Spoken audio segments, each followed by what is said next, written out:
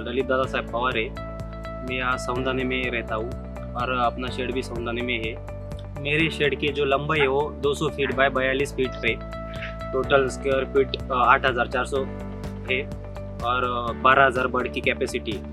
हमने प्रेफर किया है सुप्रीम कंपनी का इक्विपमेंट जो काफ़ी अच्छा है। उसका वेंटिलेशन जो रहता है वो बर्ड के लिए काफ़ी बहुत अच्छा है और वही इम्पोर्टेंट रहता है वेंटिलेशन प्रोसेस। इसलिए हमने सुप्रीम कंपनी को ही प्रेफर किया है।